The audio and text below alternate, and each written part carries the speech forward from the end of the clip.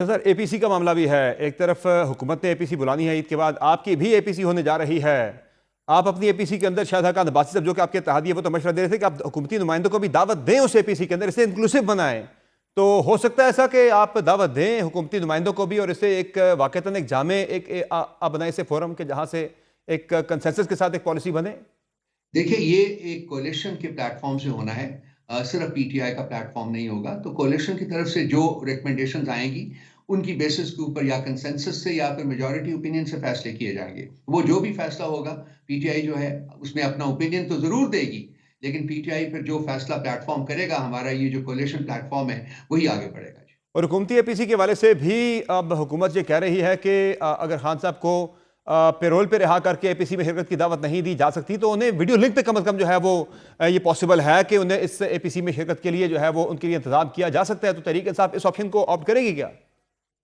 पहला स्टेप होगा समर साहब जबकि हमें इन्विटेशन मिलेगी। ये जो बाकी 2 चीज़ें आपने फरमाई हैं ये उसके बाद की ऑप्शंस हैं। देखिए खान साहब की शिरकत के बगैर कोई भी एपीसी जो है वो बिल्कुल मानी-खेज़ नहीं हो सकती, कोई मीनिंगफुल नहीं है उसमें। और उनकी शिरकत जो है वो जिस भी तरीके से हो, पैरोल के ऊपर हो या फिर कोई और तरीके किसी और तरीके से उनकी शमूलियत जो है उसको इंश्योर किया जाए। उसके बगैर ये इस किस्म की एपीसी जो है कोई जो मर्ज़ी कॉल करे वो मीनिंगलेस है। लाज़मी बात है अगर हम कॉल करेंगे तो उसमें तो हुकूमत हमारे साथ बिल्कुल कोऑपरेट नहीं करेगी। हाँ, अगर हुकूमत कॉल करेगी और उसमें वो हमें बुलाते हैं, तो उसके बाद लाज़मी बात है कि हम ये फिर उनके सामने ये इंदिया रखेंगे कि खान साहब की शिरकत जो है उसको यकीनी बनाया जाए ताकि मामलात को सीरियसली आगे बढ़ाया जा सके। अच्छा ये बताएं कि आगे बढ़ने के वाले से कल मौलाना फजल रहमान साहब ने जो है कुछ तजावीज़ रखी हैं। वो कहते हैं कि मियां नवाज शरीफ को रोल प्ले करना चाहिए सारे मामले के अंदर, इस वक्त जो मुल्क के इशूज़ हैं। आप भी समझते हैं कि उन्हें आगे आना चाहिए और एक डायलॉग के अंदर वो भी अपना हिस्सा डालें और मामलात को दुरुस्त में लेकर जाएं? देखिए समर साहब मसला ये है कि नवाज शरीफ साहब का जो रोल रहा हुआ है अब तक हमने तो आपको पता है महमूद खान अचकज़ई साहब को तमाम पॉलिटिकल पार्टीज से कांटेक्ट करने का हमने उनको एम्पावर किया था। खान साहब ने खुद कहा था और उन्होंने मेरा ख्याल है कि नवाज शरीफ साहब से राब्ता किया भी था। उसमें राना सना साहब ने मेरा ख्याल है एक रोल प्ले किया था। लेकिन उनकी पार्टी के अंदर से जो डिस्कॉर्डेंट आवाज़ें आई थी एहसन इकबाल की या डिफेंस मिनिस्टर साहब की और लोगों की, उसके बाद वो जो है वो आगे बात नहीं बढ़ सकी थी। कोई भी अगर प्ले कर सकता है कोई रोल, लेकिन उसमें जो चीज़ मुकद्दम होनी चाहिए वो है जी कि मुल्क में आइन, कानून और जमहूरियत बहाल होनी चाहिए। इस सिलसिले में अगर कोई बंदा रोल प्ले कर सकता है तो जी करे, कोशिश करे डेफिनिटली।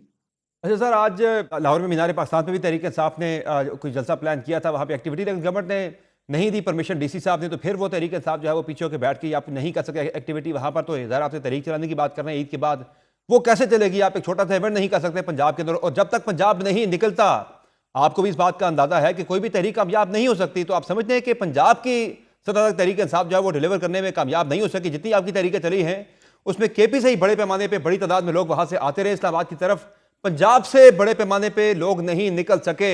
हाँ, उसमें गवर्नमेंट की सख्ती थी, लेकिन तहरीकें जो है वो सख्तियों को हमेशा से अबूर करके ही कामयाब होती है। तो आप समझते हैं कि ये पंजाब जो है वो उस तरह से नहीं निकल पा रहा?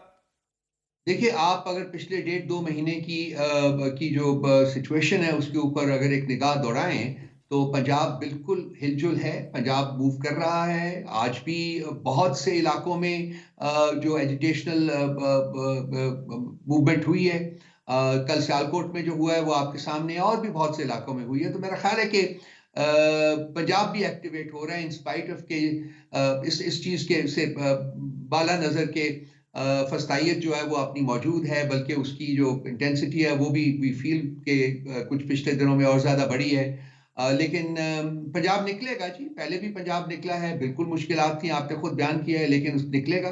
और मेरा ख्याल है कि अगर तहरीक ने कामयाब होना है तो मैं आपकी बात से एग्री करूँगा कि पंजाब को निकलना पड़ेगा। और सर लेकिन मसला एक ये भी है कि पंजाब निकलता है या नहीं निकलता। आप इस वक्त जो तहरीक को लेकर ज़्यादा जो इंतजार कर रहे हैं, जो नज़र आ रहा है वो मौलाना फजल रहमान पर है कि वो भी आपके साथ निकलेंगे तो तहरीक भरपूर तरीके से कामयाब होगी।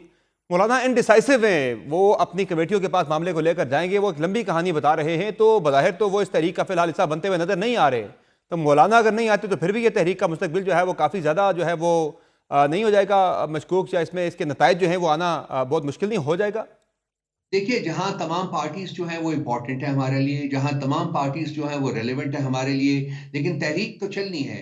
वो तहरीक में अगर मौलाना साहब शिरकत करें तो बहुत अच्छा होगा, तहरीक के लिए, मुल्क के लिए बहुत अच्छा होगा और जेयूआई के लिए भी बहुत अच्छा होगा। लेकिन अगर खुदा न ख्वास्ता, मुझे उम्मीद है कि वो शिरकत करेंगे, मैं आपसे बड़ा ऑनेस्टली बात कर रहा हूँ, मसला ये है सर लेकिन कि अगर आप जिस हुकूमत के मैंडेट को चैलेंज कर रहे हैं, मौलाना फजल रहमान केपी में आपके मैंडेट को चैलेंज कर रहे हैं, ये कैसी तहरीक होगी सर ये?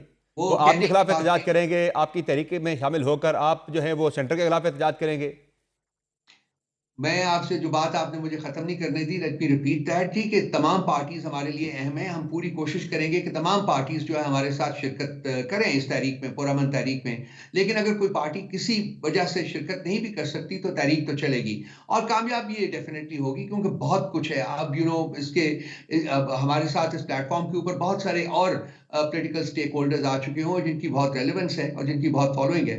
तो मेरा ख्याल है कि तहरीक तो चलेगी और तहरीक कामयाब होगी। हाँ, इससे पहले जो हम गुफ्तगू कर चुके हैं कि डायलॉग शुरू हो जाए, डायलॉग जो है वो किसी तरह बढ़े, तो उस सूरत में फिर तहरीक जो है उसके ऊपर रिव्यू उसको किया जा सकता है। लेकिन सर केपी के अंदर जहाँ से लोग निकलते हैं वहाँ क़यादत के अंदर बड़े वहाँ पे मसले मसाइल चल रहे हैं। आतिफ खान का अली गंडापुर के दरमियान मामला जो है वो काफ़ी ज़्यादा उलझ चुके हैं और जुनैद अकबर की पहले ही जो है वो गंडापुर साहब के साथ इतनी अच्छी इक्वेशन नहीं है।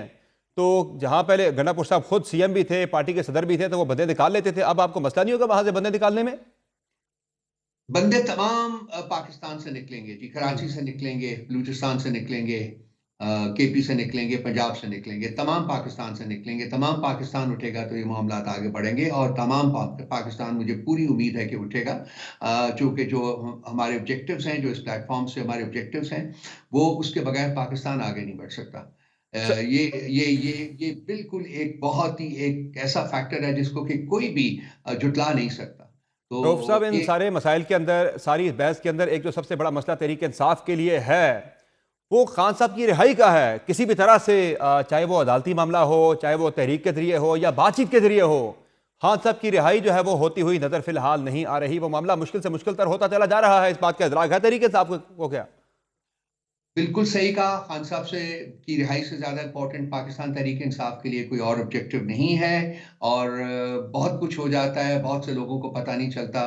मामलात आगे बढ़ेंगे, डेफिनेटली बढ़ेंगे। खान साहब अगर डील करके बाहर आना चाहें, समर, मैंने आपके प्रोग्राम में बारहा कहा है, या पास्ट में भी, और मैं आज भी कहता हूं कि खान साहब अगर डील करके बाहर आना चाहें तो वो आज कल आ सकते हैं। वो उनको 2 दिन, 4 दिन, 6 दिन की इजाजत, मतलब उनको मोहलत, उनको वेट करने की जरूरत नहीं है। लेकिन सिर्फ खान साहब चूंकि अपनी असूली मौक़िफ़ के ऊपर डटे हुए हैं, इसलिए मामला जो हैं वो ड्रैग कर रहे हैं। लेकिन मुझे उम्मीद है कि बहुत जल्द खान साहब को आप आज़ाद स्टेट में लेकिन देखेंगे। सर, ये जो एस्टेब्लिशमेंट से बातचीत मुज़ाकरात के आप दरवाजे खोल रहे हैं, वहां से अगर कोई मामला बनते हैं फिर तो यही का जो है वो डील का शायबा होगा। कोई डील नहीं होगी जी। अगर डील करनी होती तो जब उनको पकड़ा गया था, कैद किया गया था, वो पहले 10 दिन में डील कर लेते हम लोग। जब 2 साल तक सही वो है। कैद रहे हैं तो उसके बाद डील का कोई तासुर नहीं आना चाहिए, ना वो होगा। ठीक। कोर्ट्स के जरिए सारा कुछ होगा, जो भी मामला होगा तय वो कोर्ट्स के जरिए होगा।